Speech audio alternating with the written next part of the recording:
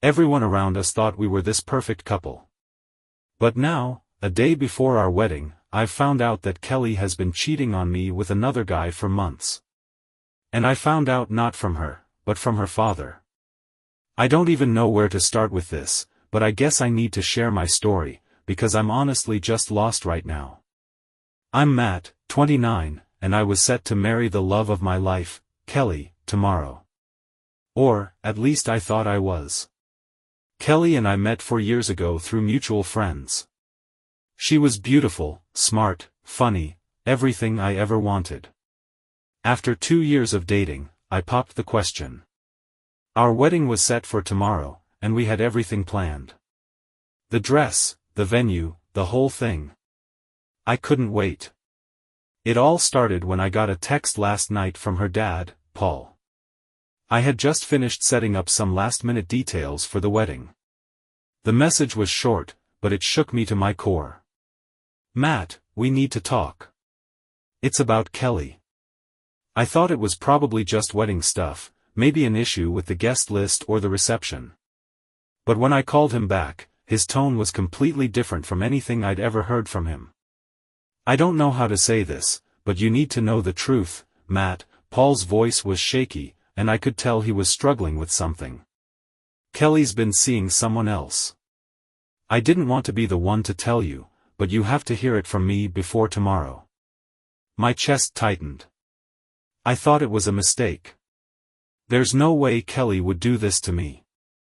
We were supposed to be happy, and now here I am, hearing that my fiancé had been unfaithful behind my back. I barely even processed the words. I asked him who it was, and he couldn't tell me much, just that it had been going on for a few months and that Kelly was trying to hide it. Why didn't she tell me? I asked, almost whispering. I don't know, Matt. But I couldn't let you marry her without knowing. You deserve to know. The call ended, and I just sat there, staring at the wall, trying to wrap my head around it. I didn't know what to think. Was this a sick joke? Was this a test? But no, Paul wasn't the type of guy to pull pranks, and his voice sounded sincere. Kelly was cheating on me, and I had no idea. I didn't know what to do next. I wanted to believe it wasn't true, but I couldn't just ignore it. My whole world felt like it was crashing down around me. One day before our wedding, and I was staring at the wreckage of everything I thought I knew. But what do I do now? How do I confront Kelly? Should I call off the wedding? Should I talk to her father more? I couldn't sleep, couldn't think straight, and I felt like I was spiraling. I didn't know what to do. The call from Kelly's father, Paul, had left me reeling. I had no idea how I was supposed to process this information. I wanted to believe it wasn't true, that it was some sort of misunderstanding. But everything in me knew it wasn't. I spent the rest of the night trying to distract myself. I watched TV, went through the wedding itinerary again, anything to avoid confronting the truth. But the more I tried to ignore it, the more the weight of what I'd heard pressed down on me. I couldn't sleep. I kept thinking about how everything seemed perfect. Kelly and I were supposed to have this beautiful future together, so how could this have been happening right under my nose? I couldn't shake the thoughts racing through my head. How long had this been going on? Who was the guy? Why didn't she tell me? I had so many questions, but no answers. I knew one thing, I couldn't just marry her tomorrow without getting to the bottom of this. Finally, I couldn't take it anymore. I needed to hear it from her. I called Kelly, hoping to get some sort of explanation, some reassurance that this was a mistake or a misunderstanding. But she didn't pick up. She never answers her phone at night, but for some reason, this felt different. I left a message, telling her I needed to talk, that it was urgent. I even texted her the same thing. Then, about an hour later, my phone buzzed. It was a message from her father. It wasn't a text this time, but a phone call. I wasn't sure what to expect, but I answered it immediately. Matt, you need to know the truth. I don't know how much Kelly has told you, but I need you to hear it from me before tomorrow. It's about her affair." The words hit me like a freight train, but I didn't know how to respond. "Who is it?" I managed to ask. I needed to know. "I don't know the guy, Matt, but it's been going on for a while. I didn't want to be the one to tell you, but you deserve to know the truth. She's been lying to you, and I couldn't let you go through with this wedding without being honest with you." The pain in his voice was palpable, and I knew this wasn't easy for him either. But I was in shock. I wanted to scream, to shout, to ask why, but I didn't. Instead, I just listened, trying to piece together the wreckage of what my life had suddenly become. As the conversation went on, I learned that Kelly had been seeing someone from her office for months. Paul said she was emotionally torn, that she didn't know how to tell me, and he didn't know how much I deserved to know. He said Kelly had been staying up late talking to him, had even made secret trips to see him, and when he found out, he confronted her. But even after that, she kept it a secret from me. I felt my stomach twist. She had been lying to me for months. Our relationship, our future, it was all a lie. Everything I thought we had, everything I'd believed, was shattered in that one phone call. I wanted to talk to her immediately. I wanted answers. But I didn't know if I could face her. What if everything was true? What if the woman I was about to marry wasn't the woman I thought she was? I was paralyzed by the weight of it all, but I knew one thing for sure: I couldn't go through with the wedding tomorrow. I didn't care what anyone else thought. I had to confront Kelly. I needed to know the truth from her. And I wasn't going to let her hide behind excuses anymore. I couldn't sleep that night. I paced back and forth in my apartment, my mind racing with thoughts of Kelly, the wedding, and everything I'd learned. I kept replaying her father's words over and over. "She's been seeing someone else, for months." The weight of it hit me in waves. I felt like I was drowning, like everything I thought I knew about my life was slipping away. I wanted to reach out to someone, anyone, to help me make sense of it all, but I couldn't. I had to do this myself. I had to face Kelly. By morning, I was a mess. I hadn't eaten or slept, and I felt like I was walking through a fog. I still hadn't heard from Kelly. I kept hoping she'd call, that maybe she'd reach out with an explanation or an apology, but there was nothing. It felt like she was avoiding me, and that made the situation even worse. I couldn't wait any longer. I needed to confront her, face to face. I couldn't let this go any longer. I knew that if I didn't see her now, I would never have the courage to do it later. I grabbed my keys, and despite the heavy weight on my chest, I drove to her apartment. When I arrived, my heart was pounding in my ears. I rang the doorbell and waited. It felt like an eternity, but finally, she opened the door. Kelly stood there, her face pale, her eyes red-rimmed like she'd been crying. The sight of her hit me hard, but I didn't let it show. I had to stay calm, no matter how much it hurt. "Matt," she whispered, her voice trembling. "What are you doing here? It's our wedding day. You're supposed to be getting ready." "I know," I said, my voice tight, my jaw clenched. "But we need to talk. Now. You've been lying to me, Kelly. 4 months. About him." Her face went blank for a moment, and I could see the panic in her eyes. She wasn't expecting me to confront her so soon. But it was happening, and she couldn't stop it. "I don't know what you're talking about," she said quickly, trying to act calm, but I could see the fear creeping in. She was trying to lie to me, to cover it up, and I wasn't having it.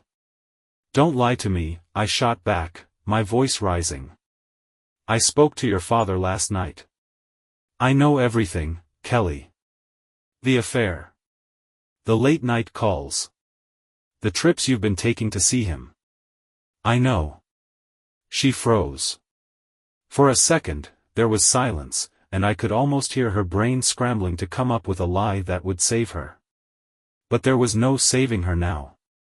I didn't mean for it to happen, she stammered, her voice shaking. It's not what you think. I was confused, Matt. I didn't know what I wanted. And then, it just happened. It just happened.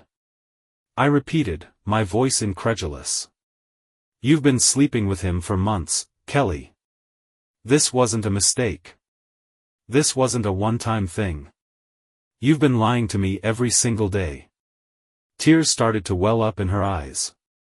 She reached for me, but I stepped back, holding my hand up to stop her. I couldn't let her touch me right now. Not after everything she'd done. I'm so sorry, Matt. I never wanted to hurt you. I didn't know how to tell you. I love you, I do, but I got caught up in something else. It wasn't about you. It was about me. I was scared, and I didn't know how to get out of it. Please understand. Understand? I almost laughed, though it was a bitter, hollow sound. How am I supposed to understand this? How am I supposed to understand that the woman I was going to marry has been sleeping with someone else, lying to me for months, while I trusted her with my whole life? Her shoulders shook as she sobbed. I never meant to hurt you. I swear, Matt. I love you. I'm so sorry. I felt like I was suffocating. I wanted to scream at her, to tell her how much she had broken me. But instead, I just stood there, staring at the woman I had thought I knew, watching her crumble before me. You don't love me, I said, my voice barely above a whisper. If you loved me, you wouldn't have done this. You wouldn't have betrayed me like this. She fell to her knees in front of me, her hands clutching at my pants, her tears soaking into the fabric. Matt, please. I can't lose you. I swear, I will do anything to make it right. Please don't leave me. I took a deep breath, trying to steady myself. I wasn't sure if I was ready to walk away from her completely. I loved her. I thought I loved her. But everything had changed. And in that moment, I wasn't sure who she was anymore. Don't beg, Kelly, I said, shaking my head. I can't do this. I can't go through with it. We're done. I'm done. And with that, I turned around and walked out of her apartment. As I left, I felt the last piece of the life I thought I knew slip away, and I realized something painful. I wasn't just leaving her. I was leaving the life we had built together. I don't know how I made it through the rest of the day. My body felt numb, like everything around me was happening through a fog. I hadn't even been able to process the words I'd said to Kelly until I was driving away from her apartment, the weight of it all hitting me full force. I was done. We were done. And yet, I still couldn't wrap my head around it. I had just ended the most important relationship of my life, and all I felt was this deep emptiness that settled inside me. I couldn't focus. I drove aimlessly for hours, finding myself in places I didn't recognize, just trying to escape the constant pounding in my head. Every thought kept circling back to the same thing: how did I miss this? The Kelly I thought I knew was someone I had built a life with. She was the person I thought I would be with forever. The one who I had been planning a future with, making all those little promises, big and small, that we'd grow old together. And now, it was all gone. She wasn't the person I thought she was. She wasn't the woman I had married in my mind. But the worst part? I felt stupid. I had been so wrapped up in everything, the wedding, the plans, the dream I had in my head, that I hadn't seen it coming. I hadn't seen the signs. The late nights she'd stayed late at work, the mysterious phone calls she'd brush off, the nights when she'd be distant and not even acknowledge it. I had convinced myself that she was busy, that I was just being paranoid. But now, it was all painfully clear. I had ignored the warning signs because I didn't want to believe them. I didn't want to believe that the woman I loved could betray me like this. I finally ended up at a small cafe that I used to visit with my friends, just sitting there by myself, barely touching the coffee in front of me. I hadn't even called my best friend, Jeff. We'd been through so much together, college, jobs, everything. He was the person I always turned to when life felt too heavy. But right now, I couldn't bring myself to talk to him. I didn't know how to explain this.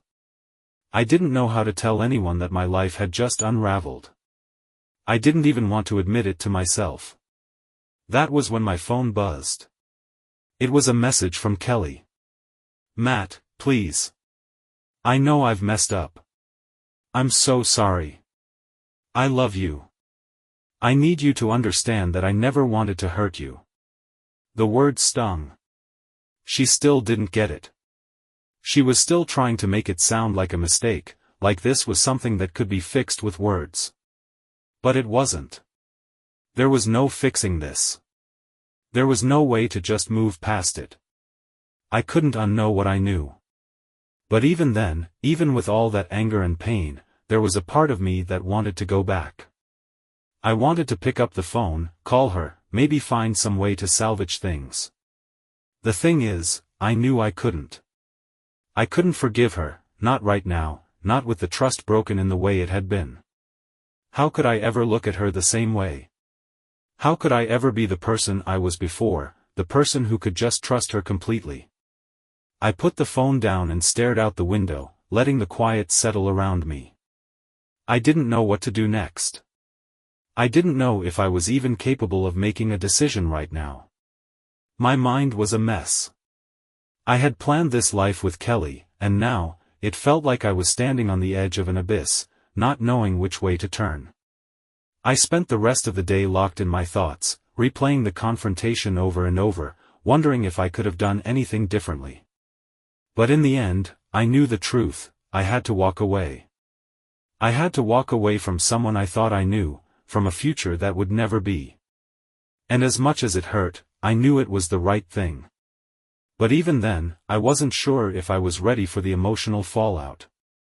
I wasn't sure if I'd ever feel whole again. The next few days were a blur.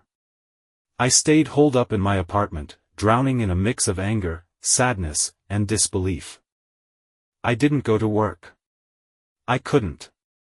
I had to take the time to process everything, even though it felt like my mind was in constant chaos. I didn't want to talk to anyone, but I also didn't know how to avoid everyone. I had friends, family, people who cared about me, but I couldn't face them yet. I didn't even know what to tell them. But what struck me most during those days was the feeling of betrayal, not just from Kelly, but from myself. I had ignored the red flags for so long. I had buried my doubts, convincing myself that everything was fine. That's how deep I had been in denial. And now, here I was, stuck in the wreckage of a life I thought I had, a life that no longer felt real. On the fourth day after the confrontation, I finally made the decision to go to work. I couldn't stay in the apartment anymore. It was suffocating. But when I walked into the office, everything seemed off. People noticed my mood right away. The usual banter, the casual greetings, all of it felt like background noise. I wasn't there. I tried to get through the day, but by lunch, I was completely checked out. I couldn't focus. I couldn't think straight. My mind kept drifting back to Kelly, to what I had learned, to everything I had lost. By the end of the day, my boss, Linda, called me into her office. "Matt, are you okay?" she asked, her voice concerned. I didn't know how to respond. "I'm fine," I said, though I knew it wasn't true. She didn't buy it. "I've seen you like this for days. If something's going on, you don't have to hide it from me. You can take time off, if you need it. You don't seem like yourself." I stood there for a second, debating whether or not I should tell her the truth. But I couldn't. Not yet. Not in a professional setting. Instead, I just nodded and thanked her. I wasn't ready to tell anyone what had happened. I wasn't ready to process it myself, let alone explain it to others. That evening, I finally called Jeff. We had been friends for years, and he was the first person I thought of when I needed someone to talk to. I didn't know how to say it, but I knew I couldn't keep it inside any longer. "Hey, man," I said, my voice cracking. "Can we meet? I need to talk." He picked up right away. "Of course, Matt. I'll be there in 30 minutes. You okay?" I didn't answer right away. I just hung up and sat there for a while, staring at the empty space in my living room. The place that was supposed to be a home for Kelly and me now felt like a prison. I had to get out. I had to make decisions. The hardest part wasn't the anger or the hurt, it was the realization that I didn't know who I was anymore. I had built my identity around this future I thought I had with Kelly. And now that it was gone, I had to rebuild it from scratch. When Jeff showed up, I didn't hold back. I spilled everything: how I found out, how I confronted Kelly, how her father had told me about the affair. I told him how everything had fallen apart and how I couldn't even think straight anymore. "I don't know what to do, Jeff," I said, my voice low. "I don't know if I should just walk away. I don't know if I can trust her again. But at the same time, I love her. I don't know if I can just let her go." Jeff listened quietly, never interrupting, just letting me unload everything I'd been holding in. When I was done, he spoke. "Look, Matt, I get it. I really do. You love her, and that's what makes this so damn hard. But you've got to ask yourself one thing: can you ever trust her again? Can you really look at her and not see the person who betrayed you?" His words stung, but I knew he was right. The thing was, I wasn't sure I could.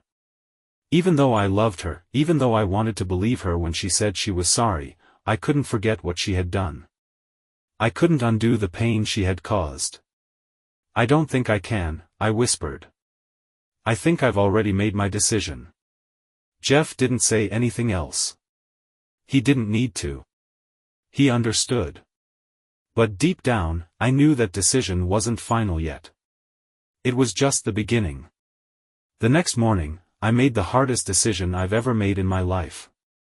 I called Kelly, not to yell or to beg for an explanation, but to make it clear that I couldn't go through with this. I couldn't marry her. I couldn't keep living in this lie. "We're done, Kelly," I said, my voice steady, but my heart breaking. "I can't do this anymore. I can't marry you. I can't even be with you. The trust is gone. I'm gone." She cried. She begged. She said she was sorry over and over, but I didn't believe her anymore. She had broken something inside me that I couldn't fix. "Goodbye, Kelly," I said, my voice barely above a whisper. "Goodbye." I hung up and sat there, trying to absorb the weight of the decision I had just made. I loved her, but the truth was that love wasn't enough anymore. I needed to move on. I had to find a way to rebuild, even though I didn't know where to start. But I knew one thing for sure: I couldn't keep living in the past. It was time to move forward, no matter how much it hurt. The days after I ended things with Kelly were like walking through a fog. Everything felt muted, like the world had turned to gray and I was stuck in it, unable to break free. I spent most of the first week just lying in bed, not wanting to face anyone, not wanting to face myself. I kept asking myself if I had made the right decision, if I had overreacted, if maybe I could have salvaged something. But the deeper I thought about it, the clearer it became that walking away was the only choice. The person I thought I knew didn't exist anymore. And as painful as it was, I knew I had to let go. The hardest part was the isolation. I didn't want to see anyone: friends, family, co-workers. I kept avoiding calls, ignoring texts. I didn't know how to explain to them what had happened. I didn't know how to talk about it without breaking down. And the truth was, I didn't want anyone to see me like this. I didn't want anyone to see how much I was hurting, how much I felt like I had lost. But eventually, I had to face reality. I couldn't hide forever. I started going back to work, but it wasn't easy. I couldn't concentrate. My mind was still preoccupied with Kelly, what she had done, how I had been so blind, how everything we had built together had crumbled in an instant. I didn't care about the deadlines, the meetings, or the projects. All I wanted to do was escape. But I couldn't. I had responsibilities, and I couldn't afford to let everything slip away. One day, about 2 weeks after everything went down, I found myself sitting in my boss's office. Linda had called me in to check on my progress. I could tell she was worried about me. "Matt, I know this is a tough time for you," she said, her voice soft but firm. "But I need you to get back on track. We're counting on you. You're a valuable part of this team." I nodded, though I barely heard her. I couldn't focus on anything. All I could think about was Kelly, about what had happened, and about how lost I felt. Linda noticed the tension in my shoulders, the way I kept looking down at the floor, and she didn't press any further. "Just take things one step at a time," she added, before giving me a small, understanding smile. "If you need anything, you know where to find me." I left her office feeling even more disconnected than before. The reality of my situation was starting to hit me harder than ever. I wasn't just reeling from a breakup, I was dealing with a loss. A future that I had envisioned was gone, and I had no idea what to do next. I had no idea who I was anymore. I was no longer the guy who had been planning his wedding, counting down the days to the life I thought I was going to have. I was just me. And I didn't know what to do with that. I started walking more. Long walks around the city, just trying to clear my head. I found that being alone in the quiet helped, at least it kept my mind from spinning out of control. But as the weeks passed, the loneliness started to eat at me. I had to find a way to rebuild, to figure out who I was again. I knew I couldn't do it alone, but I also knew I didn't want to drag anyone else into this mess. It was around the 3rd week that Jeff finally convinced me to get out of my head and go grab a drink with him. He'd been checking in on me constantly, and I could tell he was frustrated by my constant avoidance. So, I agreed. I needed to stop hiding. We met at a bar downtown, a place we used to frequent back in college. It was quiet that night, just the two of us sitting at the bar, nursing our drinks. "I'm glad you came out tonight," Jeff said, breaking the silence. "I know this is hard, man. I can't imagine what you're going through, but you've got to start living again. You can't keep hiding." I didn't respond right away. I wasn't sure what I could say. I had spent so much time wondering if I'd made the right decision, if I could ever trust anyone again, if I could ever love like I did before. But sitting there with Jeff, hearing his voice, seeing his concern, I realized something. I didn't have to have all the answers right now. I didn't have to rush into anything. I just had to take it one day at a time. "I don't know how to move forward," I said quietly, swirling the ice in my glass. "I don't even know who I am anymore." "You're Matt," Jeff said with a smile. "And that's all you need to be. It's going to take time, but you're going to get through this. You just need to take it slow." His words didn't solve everything, but they made me realize something important. I didn't need to have everything figured out right away. I just needed to start moving. One small step at a time. We talked for hours that night. Jeff didn't have all the answers, but his presence helped. It helped me see that, despite everything, I wasn't as alone as I had felt. I didn't know where I was going, but at least I was starting to find my way. As I left the bar that night, I felt a little lighter. Maybe the world hadn't completely changed, but I had. And that, I realized, was the first step toward healing. I had to rebuild myself before anything else. It was going to be a long road, but at least now I was starting to walk it. The weeks after that night with Jeff passed slowly, painfully, but steadily. I didn't expect to wake up one day and feel like everything was okay again. I knew it would take time, hell, I knew it would take a lot of time. But that didn't stop the moments when the weight of everything would hit me like a wave, leaving me breathless and uncertain. I'd wake up in the middle of the night, half expecting to hear Kelly's voice in the next room or feel her presence on the other side of the bed. It was the little things, the memories that I could never shake. Work didn't help. I still felt disconnected from everything around me. I was present physically, but mentally, I was somewhere else. My thoughts kept drifting back to Kelly, to what could have been, and to how everything had fallen apart in a matter of days. I hated how it consumed me. I hated how I kept replaying everything over and over, wondering if I could have done something differently. But the truth was, no matter how much I wished I could change things, I couldn't. The damage was done. One afternoon, about a month after everything ended, I ran into Laura, one of Kelly's friends. I hadn't seen her since before the wedding. She was someone I'd always gotten along with, and I honestly didn't expect to feel so much emotion seeing her. But when our eyes met across the street, it hit me hard. She gave me a hesitant smile and walked over to me. "Matt, hey, how are you?" she asked softly, as if unsure whether it was even okay to ask. She'd clearly heard the news about me and Kelly. Everyone had. I stood there for a moment, the tension in my chest rising. It felt like I was back at square one. "I'm okay, I guess. You know, still figuring it out." Laura didn't look convinced, but she didn't push. Instead, she looked down for a second and then looked back at me. "Listen, I know you're probably still hurting.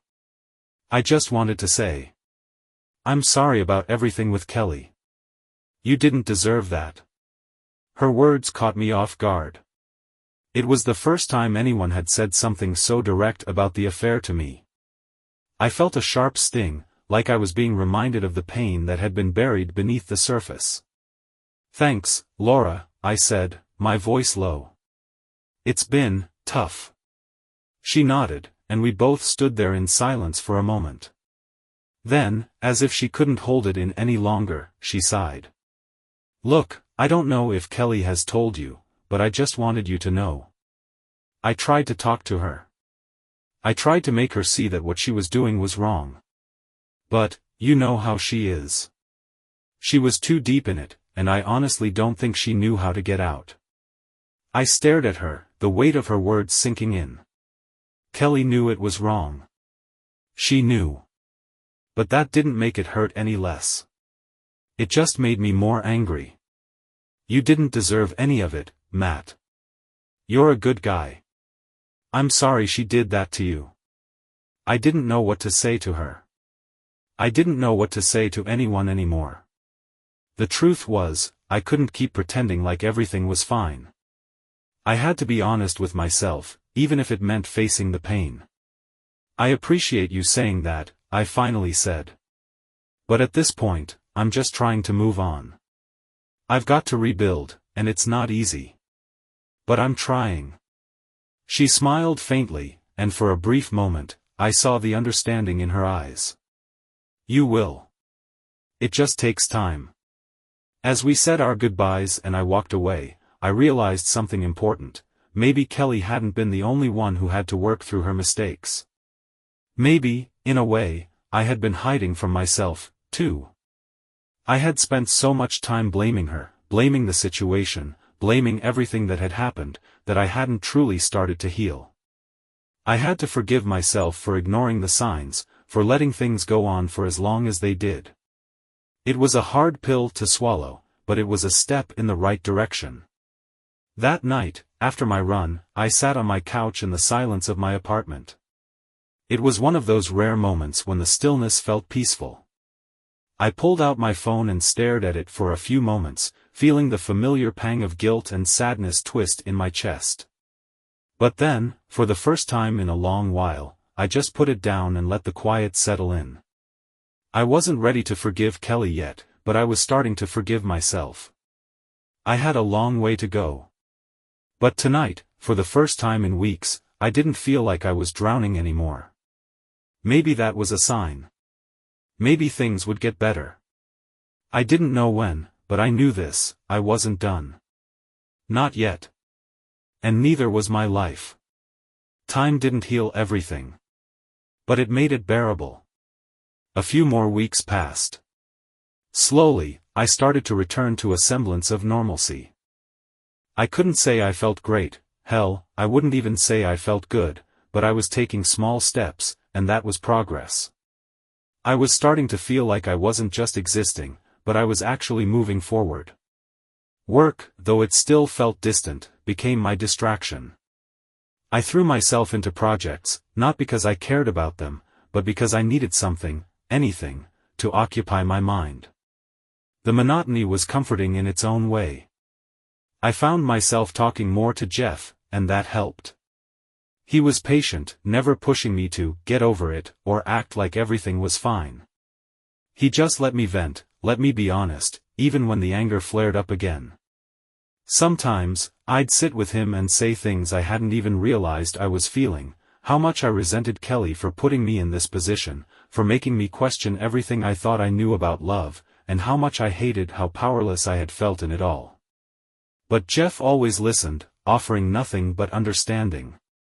One night, a few months after the breakup, I decided to reach out to my family. I hadn't seen them much. I hadn't been ready to talk about it, to let them in on the pain I was carrying. But my mom had been calling and texting non-stop, asking if I was okay, asking if I needed anything. She could tell something was off. And honestly, I wanted her to know the truth. It wasn't just about Kelly anymore, it was about me, too. I had to stop hiding. We met for dinner at a small restaurant I used to visit with my mom and dad. The place was cozy, with soft lighting and warm, homey decor. It felt like a good place to start the healing process. She was quiet at first, but when I finally opened up, she didn't interrupt. I told her everything, about the affair, about the pain, about the anger, and about how lost I felt. "Matt, I'm so sorry," she said after I finished, her voice full of compassion. "You didn't deserve any of this. But I want you to know something: you will heal. It won't be overnight, but you'll get there." I looked down at my plate, swallowing hard. I don't feel like I can trust anyone anymore. I'm scared, Mom. What if I never feel like I'm enough again? She reached across the table and squeezed my hand. You are enough. You were always enough. You just need to remember that. You need to remember who you are, and what you bring to the table. Her words hit me harder than I expected. I didn't know if I fully believed it yet, but hearing it from her made me feel like there was hope. I wasn't completely broken. I wasn't beyond repair. After dinner, we went for a walk around the city.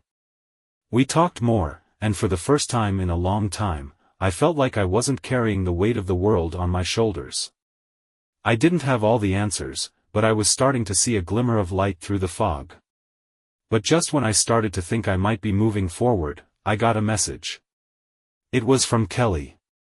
"Matt, I've been thinking about you. I miss you. I know I messed up. I just want to say that I'm truly sorry for everything. I know I don't deserve your forgiveness, but I hope you can find it in your heart to let me explain." I stared at the message for a long time. Part of me wanted to respond, to ask her what the hell she was talking about, to scream at her for even thinking she could come back into my life after everything she'd done. But the other part of me, the part that still felt some attachment, some remnant of the love we once shared, wanted to reach out. I wanted to hear her voice. I wanted her to fix everything and tell me it was all going to be okay. But I knew I couldn't let that happen. I couldn't go back to that place. I didn't respond to her message. Instead, I deleted it. I had learned something crucial over the last few months: healing wasn't just about moving on from the pain. It was about learning to live without the things that had broken you. It was about remembering your worth, even when the person who was supposed to see it couldn't. I wasn't ready to open that door again, and I wasn't sure I ever would be. Kelly had her chance. She had broken my trust in a way that I couldn't easily undo. And while I still carried the weight of the past with me, I knew that I had to let go. I had to keep moving forward. I wasn't done healing yet, but I was learning how to be okay with that. Maybe that's all I could do for now, take each day as it came, rebuild myself one piece at a time, and learn to trust again when I was ready. The road was long, but I was walking it. And in that moment, that was enough. The months that followed became a strange balance of ups and downs. Some days, I felt like I was making real progress, finding little pieces of myself that I had lost in the chaos. Other days, I was still haunted by memories of Kelly. The way she used to smile, the way we'd spend hours talking about everything and nothing. It was impossible to just forget those things, but I was learning how to move on. And with each day, it was getting a little easier. One thing that really helped was spending more time doing the things I used to enjoy before all this mess. I started picking up old hobbies I had abandoned, running, reading, even going to the gym again. It was like I was rediscovering myself, but it wasn't always smooth sailing. There were moments where I'd find myself standing in the kitchen, about to call Kelly, only to remember everything she'd done. Those were the moments where the anger and the hurt would creep back, and it felt like I was back at square one. But those moments were becoming fewer and farther between. Work had also started to feel more normal again. It wasn't like I was fully engaged or excited about anything, but I had begun to find comfort in routine. There were days when I'd go into the office and forget, for a few hours, about everything else. My colleagues were understanding, though they didn't know the full extent of what had happened. I'd barely told anyone about Kelly's betrayal, not because I was ashamed, but because I wasn't ready to share that part of my life yet. One day, about 6 months after the breakup, I got an email from Kelly. It wasn't the first time she'd reached out since the message months ago, but this time, it felt different. It was clear, straight to the point. "Matt, I know this is probably the last thing you want to hear from me, and I don't expect forgiveness. But I've been thinking about what happened, and I just want you to know that I'm truly sorry for how everything turned out. I know I hurt you deeply, and I can't change that. But I'm working on myself. I've learned so much, and I hope one day you'll be able to find peace with what happened. I hope you're doing okay." I read it several times. A part of me wanted to respond, to unload all the frustration and resentment I had kept inside. I wanted to tell her how much I had suffered, how much her betrayal had changed me. But another part of me knew it was time to let it go. This wasn't the conversation I needed anymore. I didn't need her closure or her apology. I needed to close this chapter myself. I deleted her email without replying. It wasn't about ignoring her, it was about me reclaiming my space and my life. I wasn't ready for that conversation. I didn't know if I ever would be. And that's when I realized, I didn't need to carry the weight of her actions anymore. I had been holding on to so much anger, so much hurt, thinking it was my burden to bear. But the truth was, I didn't owe her anything anymore. I didn't owe her an explanation or forgiveness. I had to let go for my own peace, not for hers. That realization was liberating. A few weeks later, I ran into Laura again. She was out with a group of friends when I saw her across the bar, and for a second, I almost turned around and walked out. But I didn't. I decided to stay. I was in a place now where I could face her without the pain of the past clouding my judgment. She noticed me right away, and this time, it wasn't the awkward, hesitant conversation we'd had the first time. We sat down, talked, and for the first time, I felt like I could breathe. I didn't feel the anger or the bitterness. There was still some residual discomfort, but we were no longer trapped in the past. We both knew that I had moved on, that she had, too. And that was it. We parted ways with a hug, and I realized that I was no longer the person who had been left behind. I wasn't the guy who was stuck in the past. I had moved forward. I was doing okay. In the months after that, I continued to rebuild. I still had bad days, of course.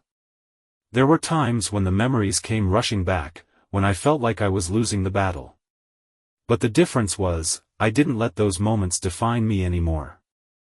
I didn't need Kelly to apologize to feel okay. I didn't need her to make things right. I was learning to do that for myself. As the year came to an end, I realized I had made it. It wasn't easy, and it wasn't without its scars, but I had made it through. I was stronger than I had been before. And I wasn't afraid of the future anymore. It was mine to shape. And that, for the first time in a long time, felt like enough. The weeks after the email from Kelly were quieter, more peaceful. Something had clicked within me. I wasn't entirely healed. Healing is never a linear process, after all, but I had made the choice to take control of my life again. I wasn't going to let the past continue to dictate my future. One of the first steps I took after deciding to focus on myself was to take a long weekend trip by myself. It wasn't about running away from everything, but rather about reconnecting with the parts of me that had been lost. I went to a small cabin in the mountains. The kind of place where the world slows down, where you can just be alone with your thoughts, without any distractions. The isolation felt different this time. Instead of feeling like I was drowning in my own loneliness, I felt a sense of calm. I spent the days hiking, reading, and reflecting on the past year. And during those moments, I began to see the growth. It wasn't easy to get to this point, but I had started to build a life again. A life without the baggage Kelly had left behind. As I sat by the fire on the last night of my trip, I realized something important. I didn't need to keep carrying the weight of her mistakes. I didn't need to keep allowing her betrayal to define me. I wasn't the man I had been at the start of this journey. I was someone different now. Someone who had learned to stand up for himself, to protect his peace, and to keep moving forward. I came back from the trip feeling refreshed, a little lighter. I realized that it wasn't about rushing to find new love or rushing to get over it. It was about learning to be content with who I was. And once I found that peace, the rest would come. A few months later, I was having coffee with Jeff when he asked how I was doing. "You've seemed different lately," he observed, eyes searching mine. "Better. More at ease." I thought about it for a moment. I guess I'm finally at peace with everything. It's been a long road, but I don't feel like I'm stuck in the past anymore. Jeff smiled. "I'm glad to hear that. You've come a long way, man. You should be proud." I felt a lump form in my throat. I hadn't realized how much I needed to hear that until now. "Thanks, Jeff. Honestly, I couldn't have done it without you." I could see the pride in his eyes. We'd been through so much together, but this was different. This was about me finding myself again. And with that, I felt something shift in me. A full release. The chapter with Kelly was officially closed. I didn't need closure from her anymore. I didn't need her to acknowledge the hurt she caused. I had moved on, not just for her, but for me.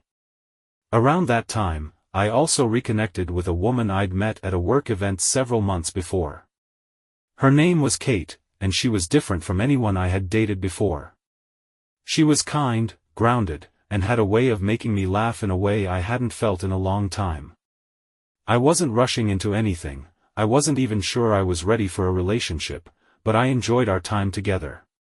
We took things slow. And that felt right. Kate never pushed me. She understood that I was still healing, and she gave me the space to be who I needed to be. In time, I realized that I wasn't holding on to the past anymore. Kelly's betrayal no longer consumed me. I could see the beauty in the present moment. I could appreciate a fresh start, without the weight of old wounds. It wasn't just about a romantic relationship. It was about the relationships I was forming with myself, with my friends, and with my family. I had learned that I didn't need to be defined by past mistakes. I didn't need anyone else to fix me. I had already started the process of healing on my own. As the months went on, I continued to grow. I reconnected with old friends, traveled, tried new things, and found joy in the smallest of moments. It wasn't always easy, and I had setbacks along the way. But I had found something precious, my own resilience. And that, I realized, was all I needed to move forward. Looking back now, I don't feel anger when I think of Kelly anymore. I don't feel the sting of betrayal. I feel gratitude for the lessons I learned and for the person I've become. I will always carry the scars, but those scars no longer define me. They're just part of my story, and I'm okay with that. In the end, I learned that closure isn't something someone else can give you. It's something you give yourself. And once I finally gave myself that, I was able to move forward, not just with the past behind me, but with hope for the future. The road wasn't easy, but it was mine to walk. And I was walking it, one step at a time.